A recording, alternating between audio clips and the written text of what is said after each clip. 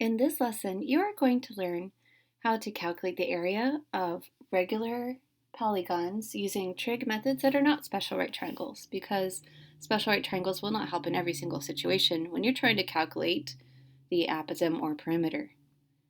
Take a look at question 1 on your notes, for example.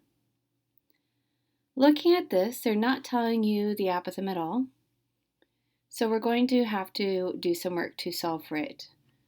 However, we can figure out the perimeter. What's the perimeter? If you said 60, well done. If it has 8 sides, each is 7.5, 60 units long total. Now, just like lesson 10.3, when you are missing an apothem or a side length, you want to draw all of the radii and apothems, but here's a little bit of a shortcut. If you wanted to, you could get away with just drawing one radius and one apothem in a way that makes a triangle. Because technically the reason why in the past lesson you draw all of the apothems and all the radii was to count how many little triangles your polygon got split into. But honestly, at this point, you could probably figure that out without drawing every single one. So if you just draw one triangle, that's enough for you to work from to zoom in on. Things we know about that little triangle. If this whole side is 7.5, how long is the base of the triangle? 3.75, just divided by 2, since this triangle base is only half of the whole side it's attached to.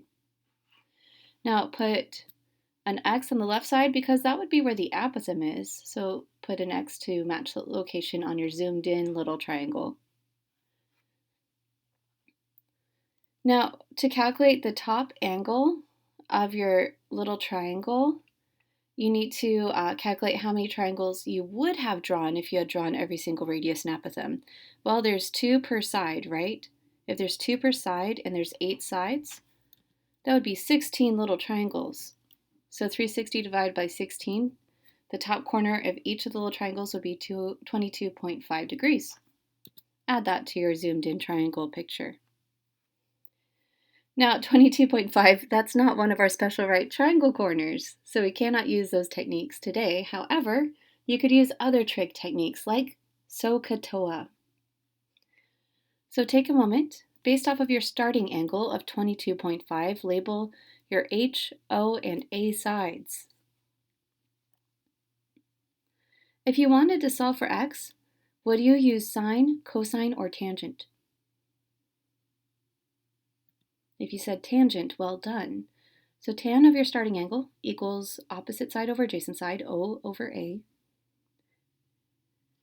Go ahead and solve for x. You typed tan 22.5 in your calculator, and then you cross multiplied. X is a little bit over 9 units long. Now that you know what x is, look at where x is in your picture. X is telling you the apothem, so you can go to where you'd write the apothem and say, well, it's really about 9.06. Now you have your apothem and perimeter. Go ahead and use 1/2 AP to calculate your area. You should get around 271.8 square centimeters. Just a quick note, I'm not too picky about rounding, especially once we get to very large answers past 100. Where a small rounding difference early on will get you an answer that's 2 or 3 units different, and that's fine. If I see all your work is correct, but you rounded a little bit differently, you would get full credit on a quiz or test. So if you got 270 or 273, it would be okay. Question 2. So same sort of process. Just like before, at some point you're going to need to use SOHCAHTOA to solve for a missing apothem or other information. It's always a good idea to start by writing what you can figure out of A or P. What's your perimeter here? At 100, but we don't know apothem.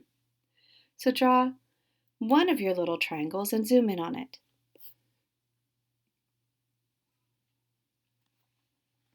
How long would the base of your little triangle be? And then you could put an X on the apothem side that we want to solve for. Now figure out the measure of the top angle of your little triangle. What would the measure of the top angle have to be?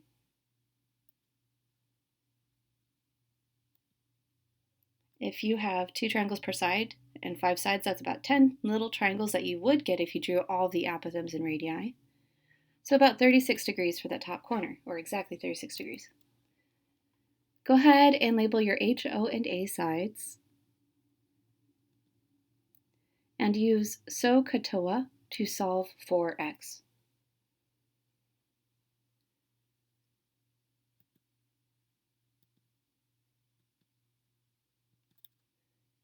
You should get around 13.76.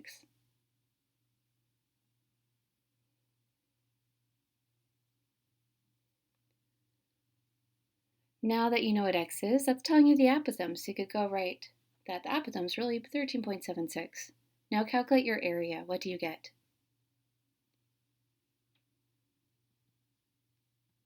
About 688 square centimeters.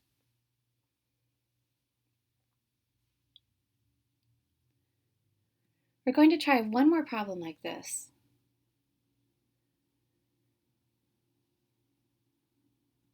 This one, notice how we cannot calculate either apothem or perimeter quite yet because they're not telling us side lengths that we need for perimeter. And notice how they're not telling us the apothem either because this 5 inches, it's on a radius, not on an apothem to the middle of a side. So when you draw your little triangle here, it's telling you that there's a 5 on the radius side of the triangle, which turns out to be the hypotenuse of your zoomed in little triangle.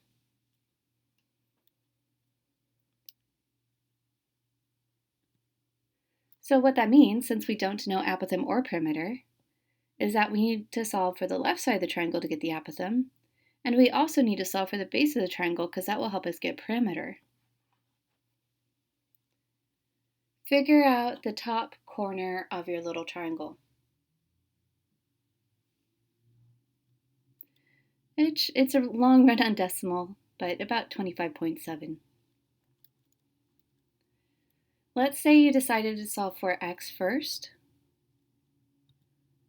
Solve for x.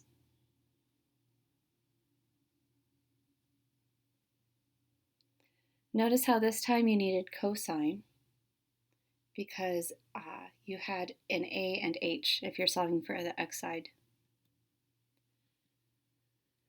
Once you know what x is, that's telling you the apothem side of your triangle.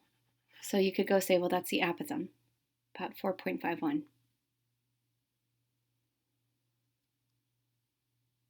Next, solve for y.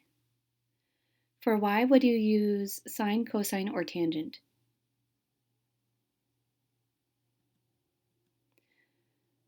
You'd want to use sine because that would pair your opposite with your hypotenuse side. Technically, I guess you could use TOA, but if you solved for x incorrectly, that would throw off your second answer as well. So I recommend you use the side you knew from the start.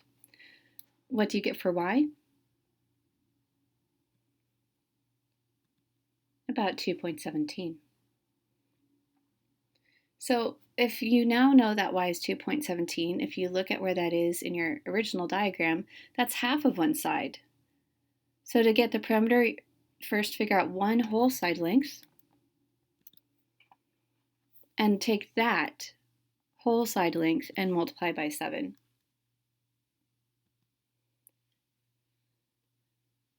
Now go ahead and calculate the area.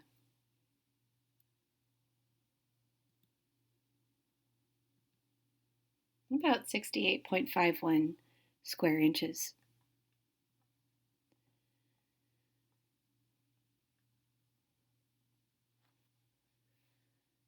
Now, this lesson is primarily about finding area of polygons using trig like SOHCAHTOA.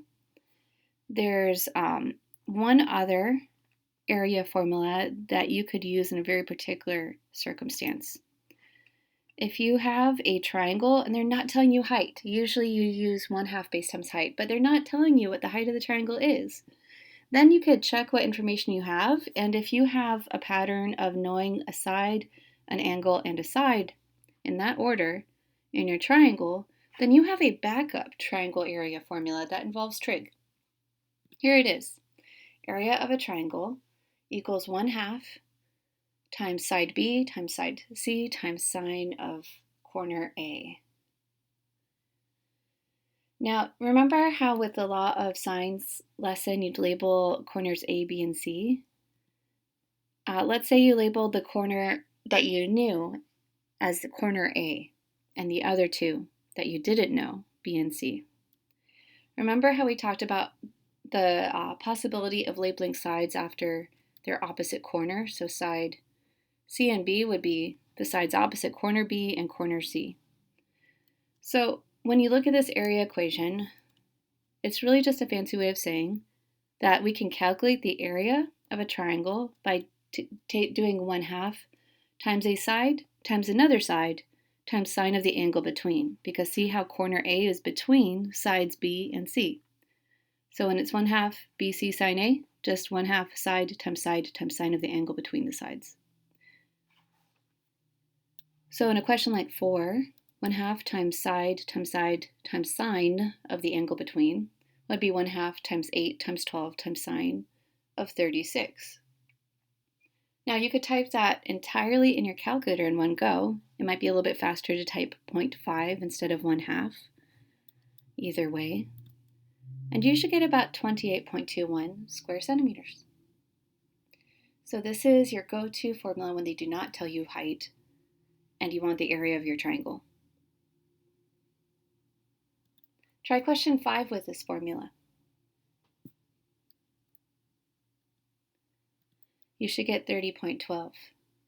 Try question 6. You should get 43.16.